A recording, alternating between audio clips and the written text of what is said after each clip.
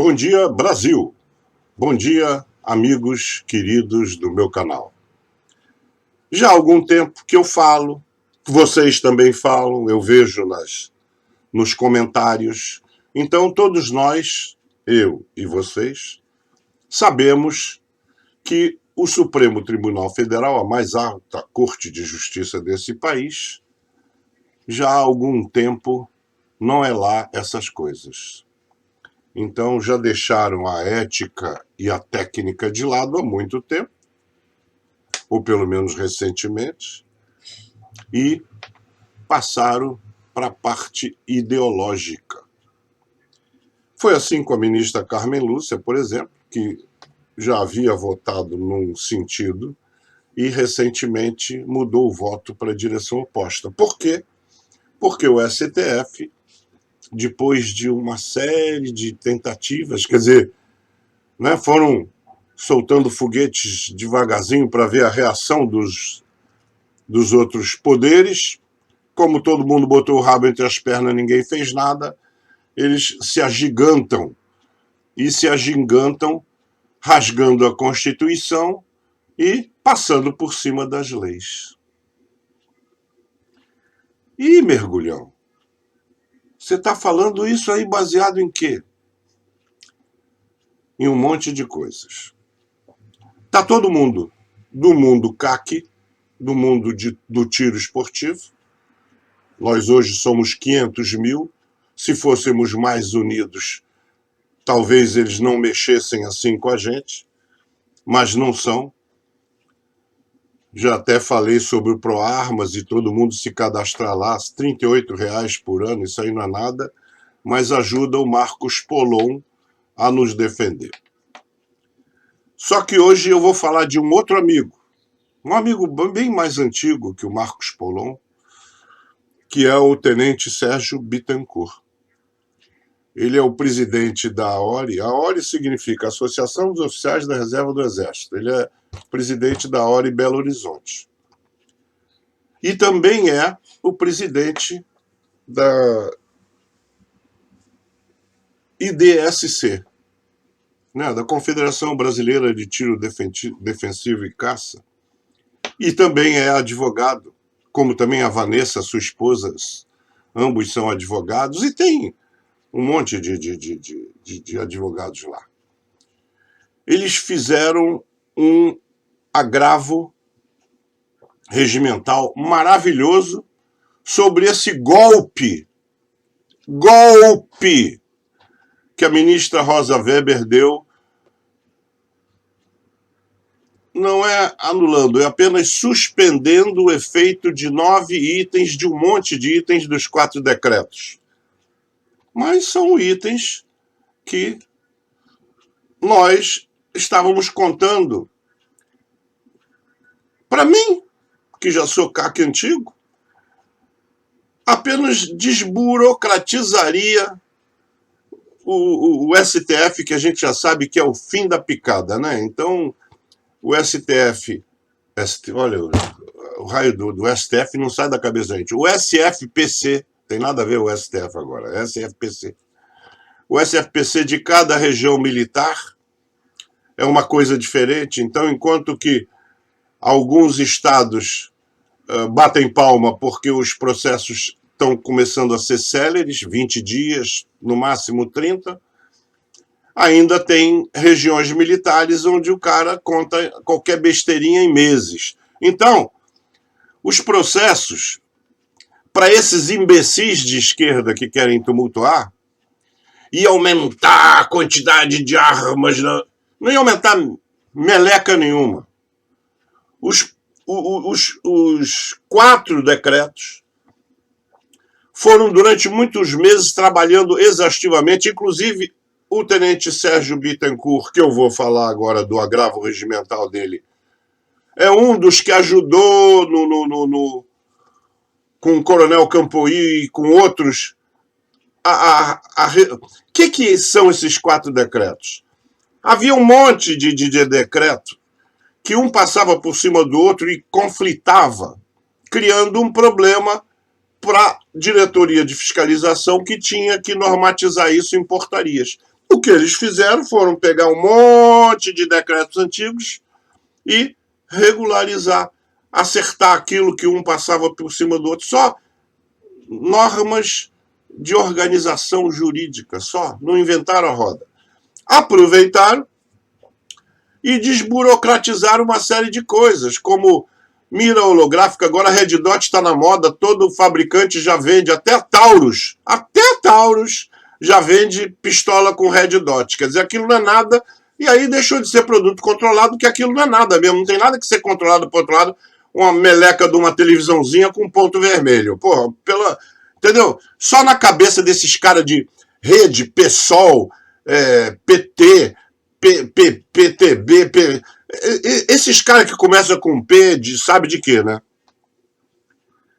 Me irrita cada vez que eu penso na esquerda, que no passado a gente conseguiu banir desse país e agora voltaram a essa história. Ficam usando a democracia para se espalhar. Foro de São Paulo.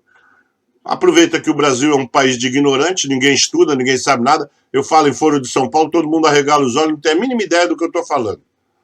Está pensando que é alguma barraca de feira lá em Paulista. Ah, meu Deus, olha, desculpa, eu às vezes perco não vou dizer educação não, que eu não sei nem se eu sou educado, mas eu me inflamo com determinadas coisas que eu vejo acontecer e eu tô velho. Não sou eu que tenho que consertar o Brasil, vocês jovens é que têm, eu já fiz a minha parte. Já fiz a minha parte em 64, já fiz a minha parte na Revolução Estudantil de 68. Então, eu sou peça fora do baralho. Vocês, jovens, é que tem que segurar os destinos dessa nação que, para mim, está só sobrando, está indo a garra. Mas, deixa eu falar sobre essa linda peça, agora sim atrás de mim, que é um agravo regimental.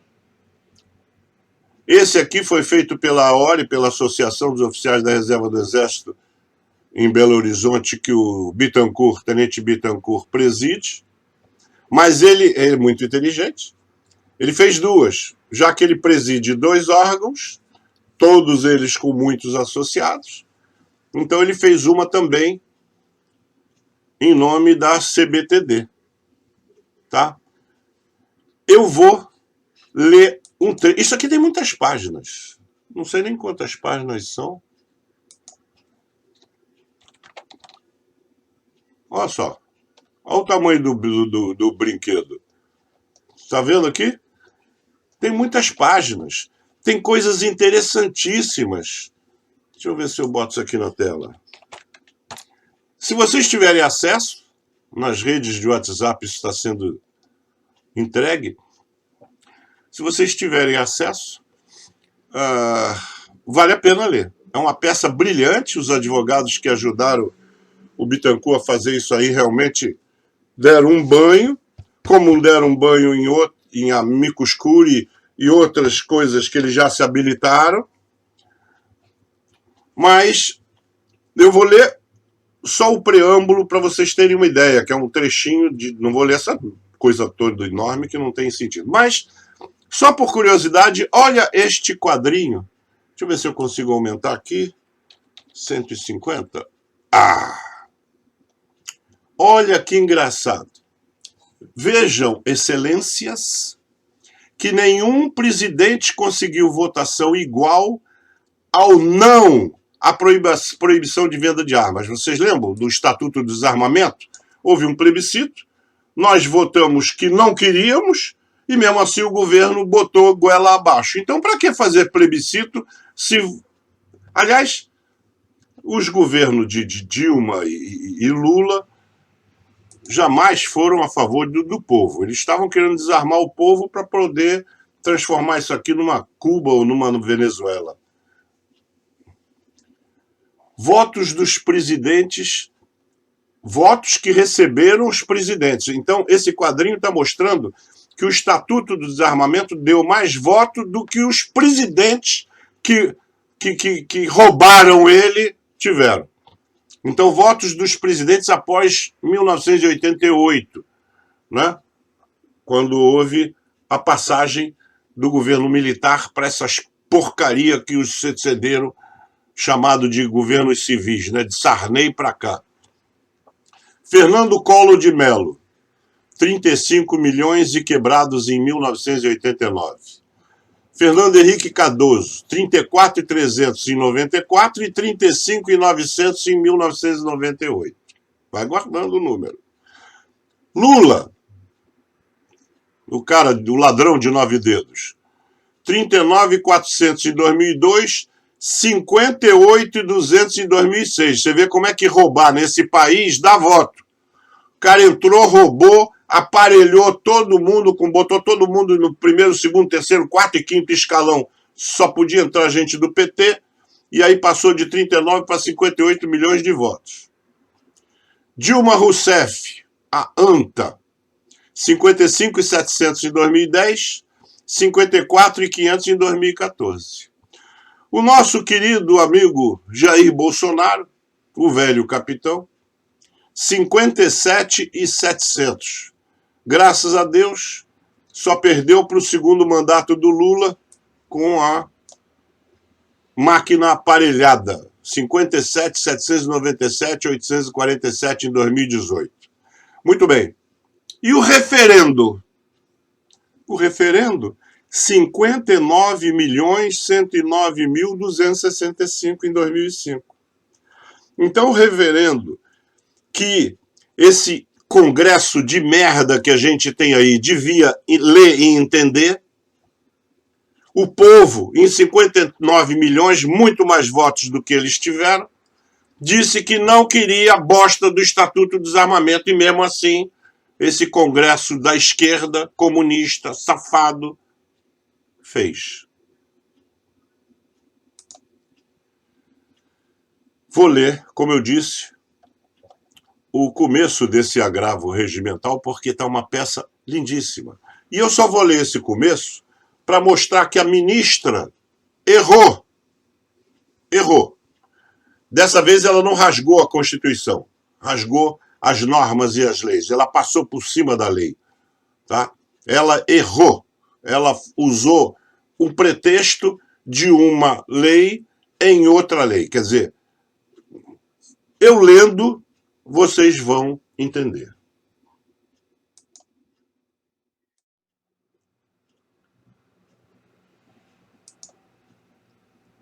Eu ia fazer de modo diferente, mas deixa eu ler. Eu vou lendo aqui na tela e vocês vão acompanhando aí atrás de mim. Deixa eu ver se eu aumento aqui. Dá para ler? Dá. Então, eu vou lendo ali. É que eu estou com 2 monitores.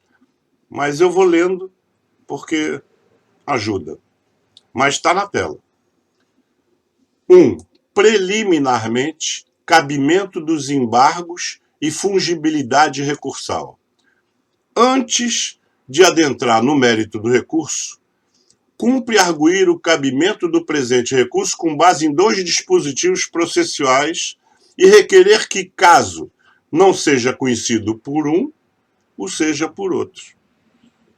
Então você vê que a peça está muito bem feita. Cercou.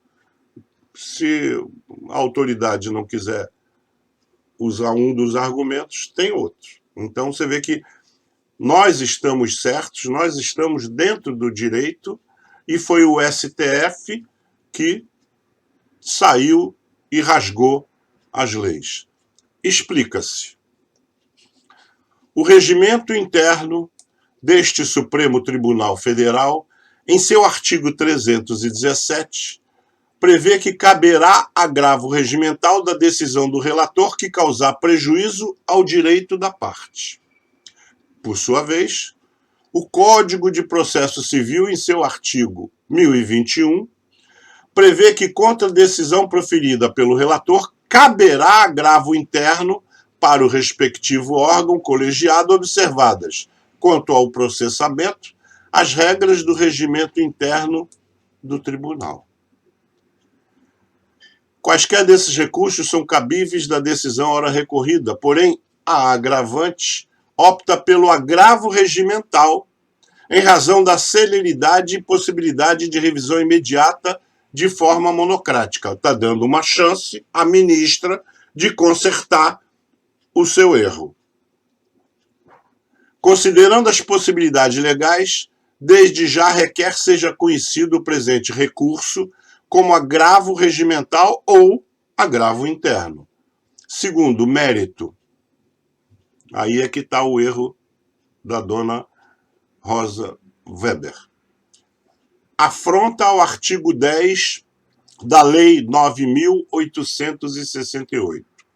Com todo respeito à relatora e a este tribunal, entende a agravante é a Associação dos Oficiais da Reserva do Exército, que redigiu esse texto, e a Confederação Brasileira de Tiro Defensivo e Caça, que fez um outro parecido, mas dentro do mesmo teor. Entende agravante que a decisão é ilegal, por afronta direta ao dispositivo do artigo 10 da Lei 9868, de 10 de novembro de 1999, que assim expressamente determina.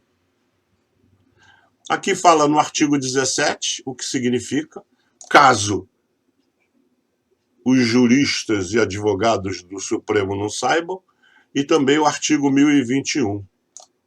Está aqui. Artigo 10. Salvo no período de recesso, então o STF não está em recesso, salvo no período de recesso, a medida cautelar na ação direta será concedida por decisão da maioria absoluta dos membros do tribunal, observado o disposto no artigo 22, após a audiência dos órgãos ou autoridades dos quais emanou a lei ou ato normativo impugnado, que deverão pronunciar-se no prazo de 5 dias. A decisão recorrida foi proferida no dia de ontem, no caso anteontem, portanto, não no período de recesso, como eu observei.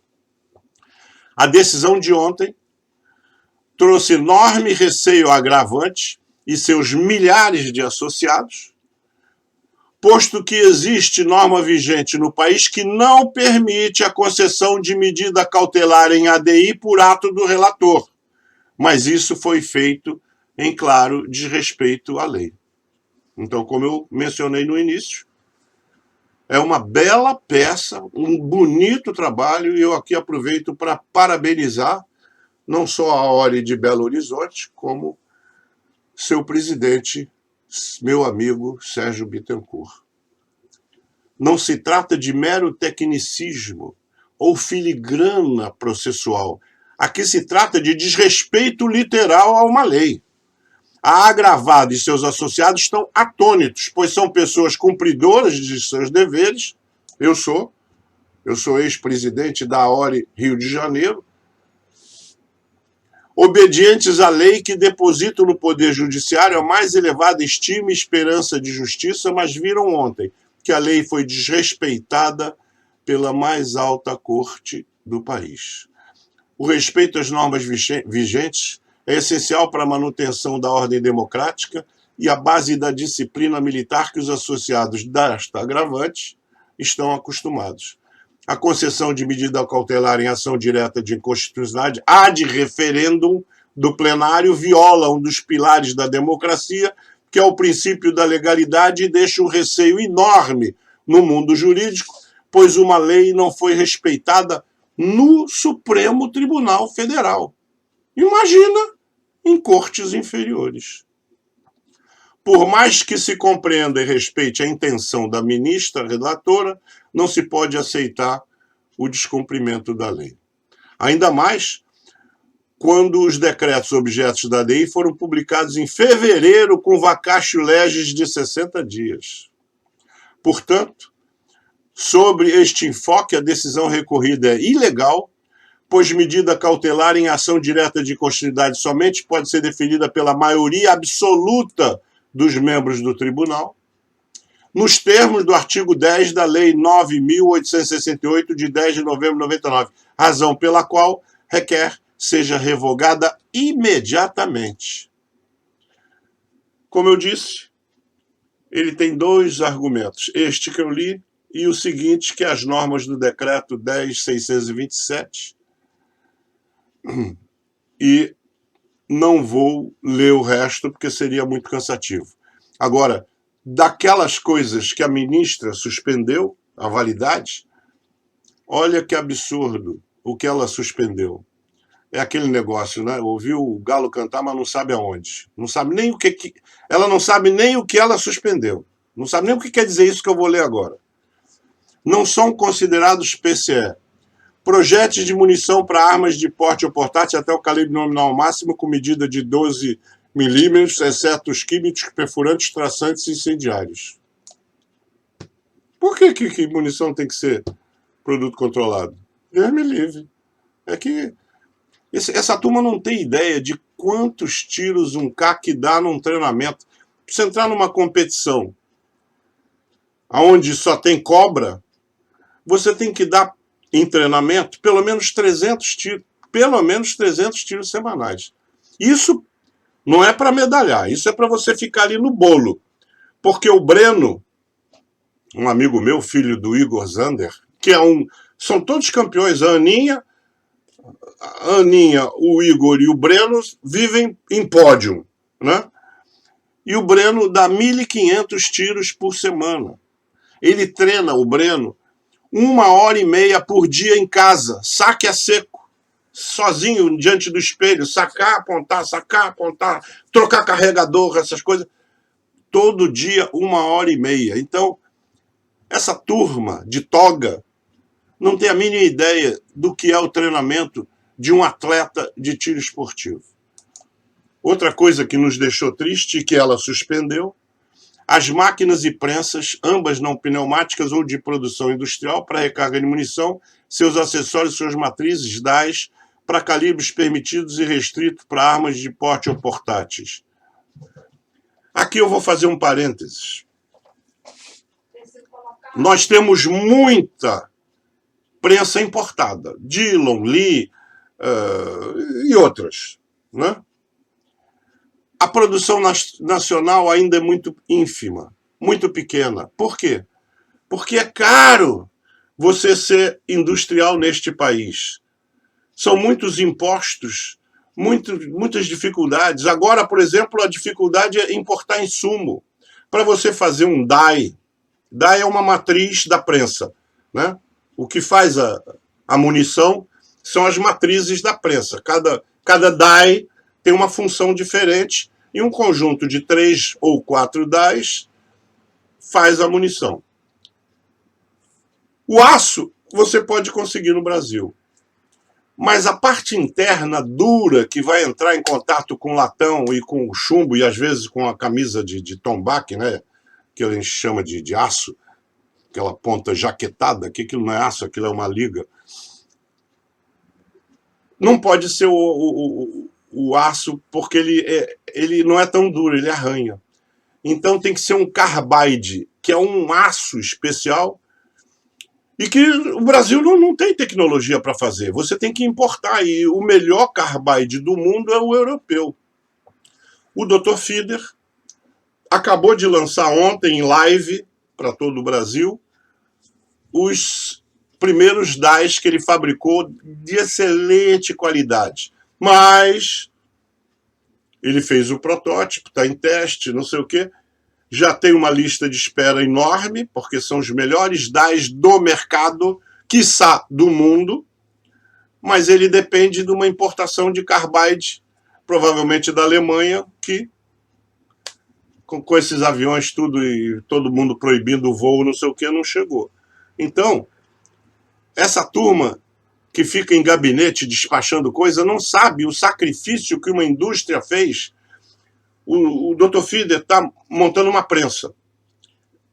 Eu não quero aqui falar porque ele me pediu o segredo, mas ele começou com um projeto, se empolgou e melhorou esse projeto. Então, aquilo que era uma prensa, que era para ser uma prensa tipo IC, apenas simples, virou uma turret. Então, uma prensa muito superior, semi-progressiva, que já está nos testes finais. Estava faltando os dies, que ficaram prontos ontem. Quanto a indústria investiu para chegar até aí. Então, esse decreto do presidente da República ajudava a indústria, que investiu muito dinheiro e agora precisa vender para poder se recapitalizar, capitalizar. Ela gastou dinheiro, contratou técnico. Não é técnico vagabundo para mexer nessas máquinas de usinaria de altíssima tecnologia. Isso é um profissional caro. Então, o Dr. Fieder teve que aumentar o quadro de funcionários, acho que está com 27 funcionários. Então, a indústria brasileira mal sobrevive. O presidente da República se esforça para apoiar o comércio e a indústria do Brasil, enquanto que os governadores e prefeitos ficam inventando lockdown e tentando fechar. Ele manda você ficar em casa, mas ele não te paga para você ficar em casa, porque ele tem o salário dele de funcionário público garantido. Gente, está tudo errado nesse país e, infelizmente, o foco é derrubar o Bolsonaro. Todos os partidos de esquerda querem atrapalhar o Bolsonaro, não deixam o homem governar. E o STF está aí atropelando leis, torcendo a Constituição. Vou parar de falar, que senão vocês sabem que não vai sair coisa boa. Está aqui, ó. Deixou de ser PCE, quer dizer, voltou a ser PCE por causa da ministra. As miras optrônicas, holográficas ou reflexivas. E até mira telescópica. Gente, não se pode. Proprietário de autores blindados. Bom, como eu disse, é uma peça maravilhosa. Volto aqui a dar os meus parabéns para o tenente Sérgio Bittencourt e todos aqueles advogados que assinam. Bem, amigos, isso é o que eu gostaria de comentar hoje. E, mais uma vez, aproveito para dar os parabéns ao tenente Sérgio Bittencourt e aos seus amigos advogados. Essa peça maravilhosa que vocês viram foi assinada pelo tenente Kinsel, Fabiano Adriano Sturmer Kinsel. Então, parabéns, tenente Kinsel, e outros que ajudam lá na AOLI ou na CBTD.